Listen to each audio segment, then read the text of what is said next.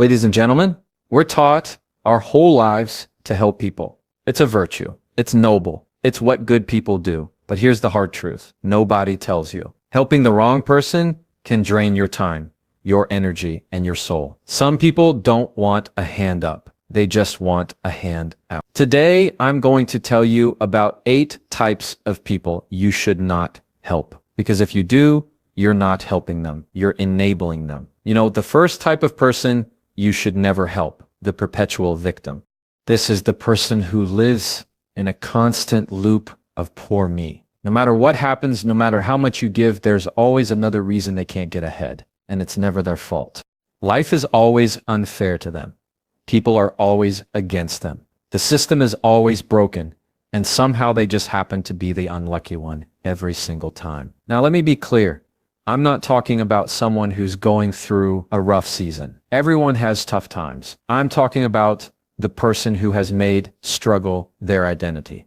If you listen closely, you'll hear the same script every time you talk to them. It's just the details that change. This week, it's the boss.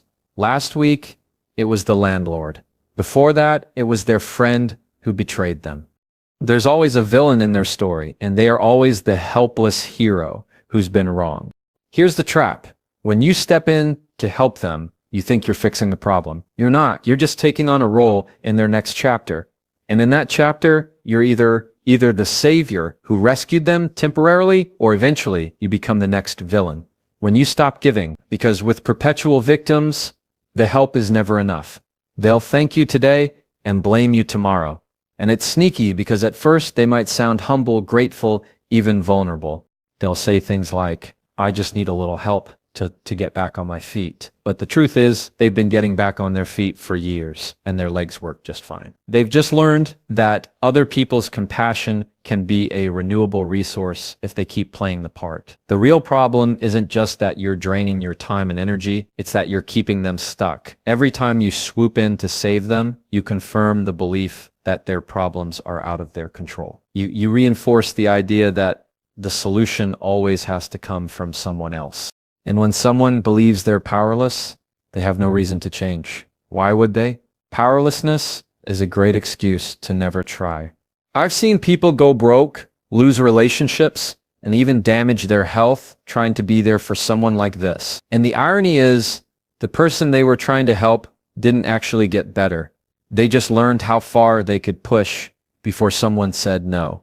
If you want to test whether someone is a perpetual victim, give them something better than money or time. Give them responsibility. Give them a small step they can take to solve their own problem. A phone call to make, a form to fill out, a habit to start. If they're serious, they'll do it.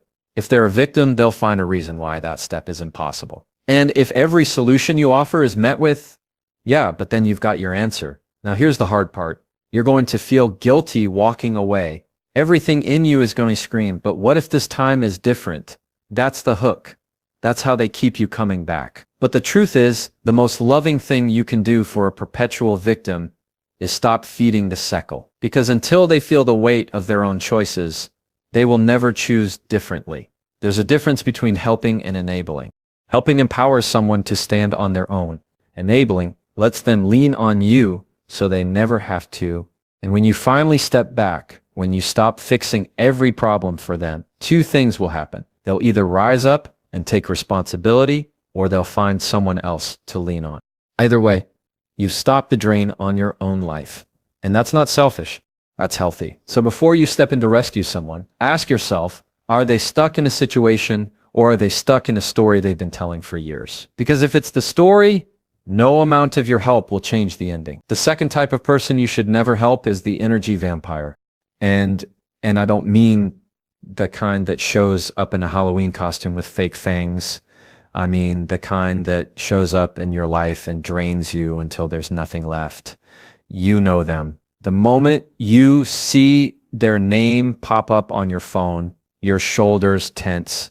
You're already tired and you haven't even answered yet. An energy vampire can look like a friend, a family member, a coworker. They're not always loud or dramatic. Sometimes they're quietly exhausting. The common thread is this. Every interaction costs you more than it gives back. You could have just had the best day. And 5 minutes with them will pull you down into their storm. Here's how they work. They don't come to conversations to connect. They come to feed. Every problem they have is a fresh topic for you to carry. Every story they tell pulls you into their drama. Every time you offer encouragement, they twist it into another reason why things will never work out for them. And you leave the conversation feeling like you just ran a marathon uphill in the rain while carrying their baggage. The tricky part is, at first, it feels like you're just being a good listener. You tell yourself, they're going through a lot, I should be there for them. And that's fine once in a while. But energy vampires aren't once in a while. They're a lifestyle. They live in a constant state of needing to offload their negativity somewhere. And they've picked you as the drop-off point. You might try to help them solve their problems, but that's not what they want. Solutions actually end the conversation. They're not after closure. They're after a fix of your attention, your emotional energy, and sometimes your sympathy. And when you run out, they'll find a way to make you feel guilty for not giving more. It's not that you don't care about them. You do. That's why you've been pouring into them for so long. But here's the truth. If you're constantly drained after interacting with someone, it's not sustainable. You can't give your best to your work, your family, your own goals.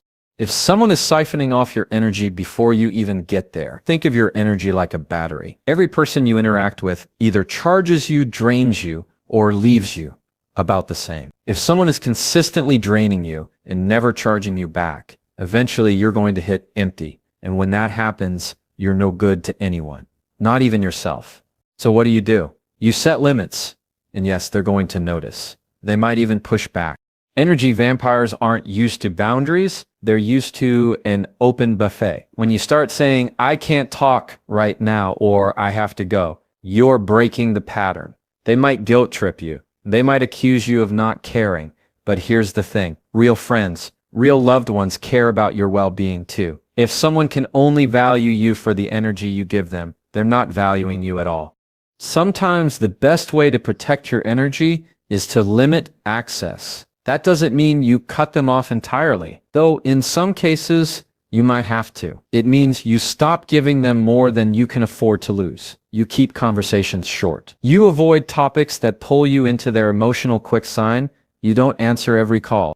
You create space for yourself to breathe, to recover, to live. Protecting your energy isn't selfish, it's survival. You have a limited supply every day, and you have to decide who gets it. If you spend it all on people who never fill you back up, you'll find yourself running on fumes in the areas of life that actually matter. So the next time you walk away from someone feeling completely drained, pay attention. That feeling is your warning light. And if you ignore it long enough, you won't just lose your energy, you'll lose yourself. The third type of person you should never help is the advice ignorer. You know, the one they come to you with the same problem over and over again. And every time you give them your best advice, they nod. They smile. They say, that's a great idea.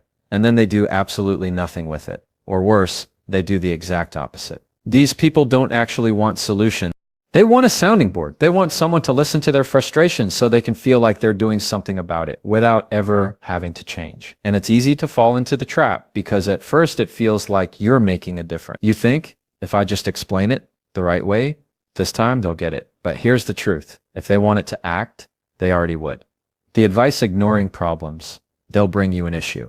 You'll walk them through a plan, and 2 weeks later, they're back with the exact same issue. Just wrapped in slightly different words. It's like watching reruns of a show where nothing ever changes.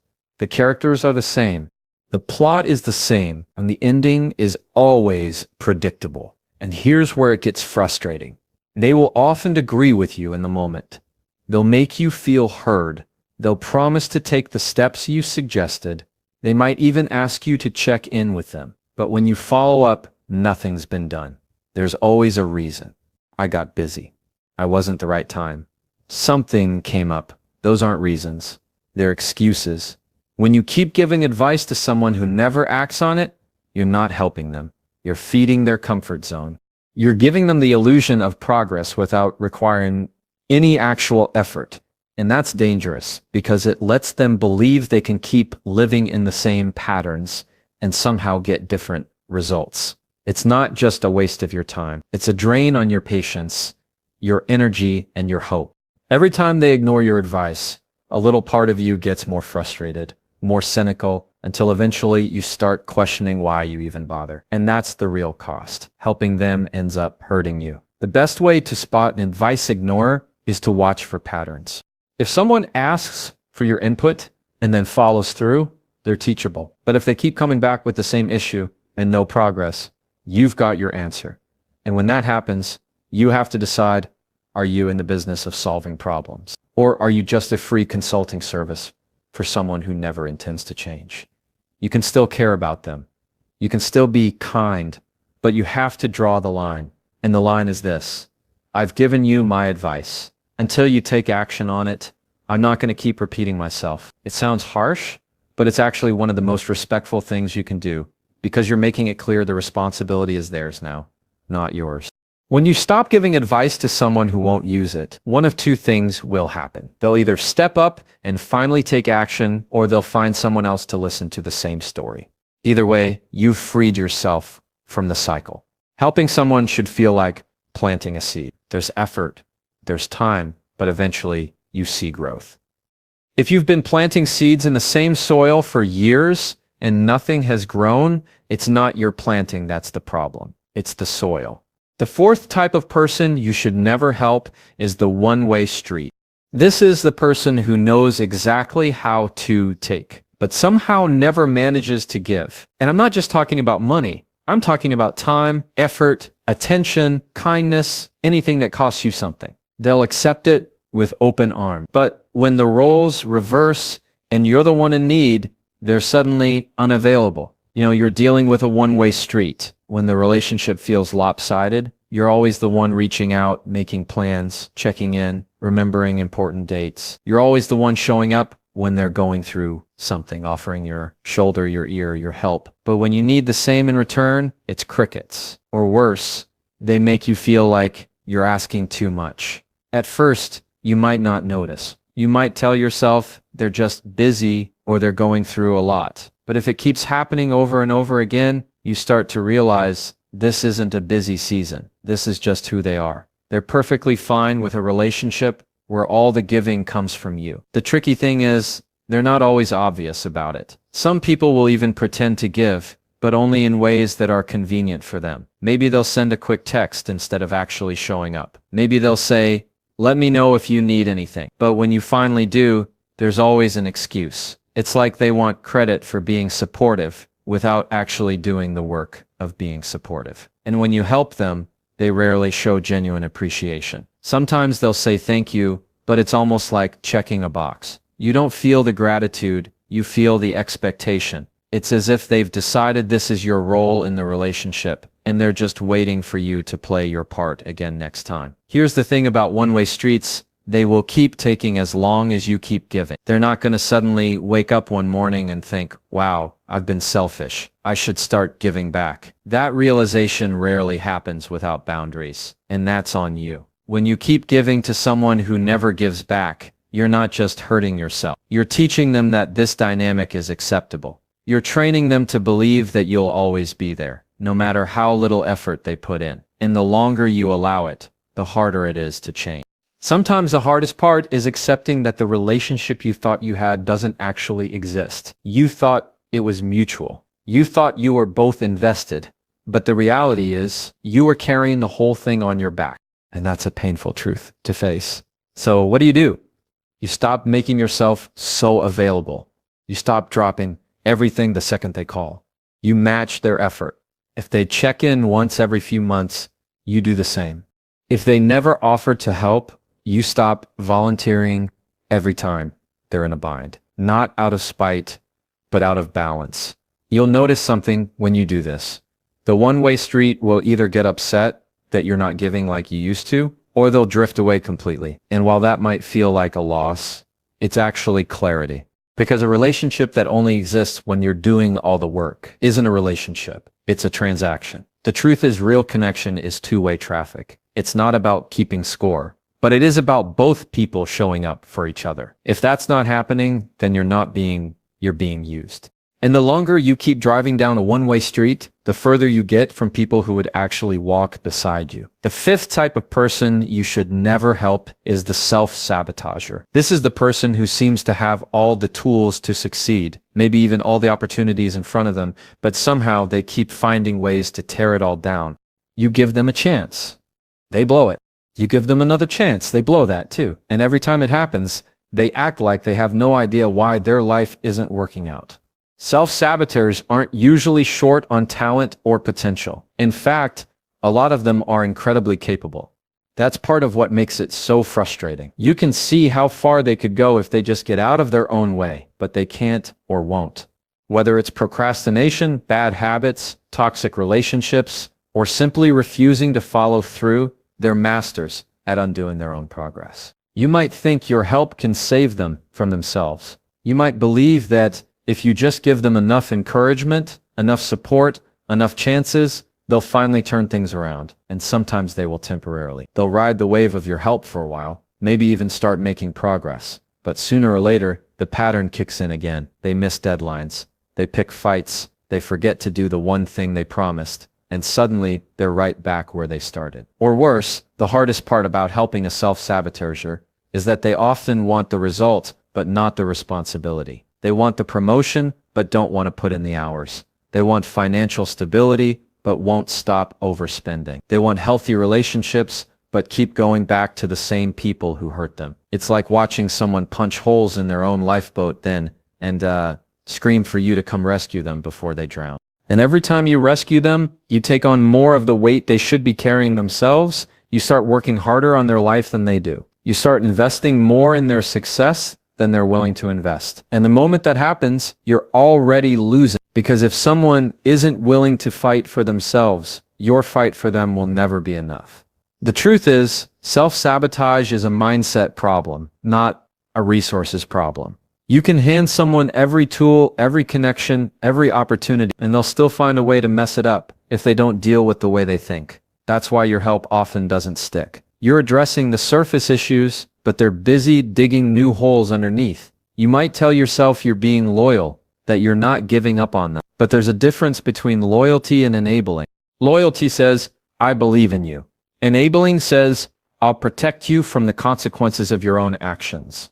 And if you keep shielding a self-sabotager from those consequences, they never have a reason to change. The moment you step back and let them feel the full weight of their choices, you give them the only real shot they have at turning things around. Yes, it's uncomfortable to watch someone you care about struggle. Yes, it's painful to see them hit rock bottom, but sometimes rock bottom is the only place they can finally get a clear view of themselves.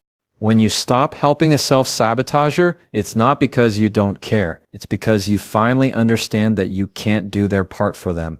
You can hand someone the keys, but you can't make them drive. And if every time they get behind the wheel, they crash into the same wall, maybe it's time to let them sit with the wreckage for a while. At the end of the day, helping someone who keeps undoing their own progress isn't generosity. It's a slow leak that drains you both.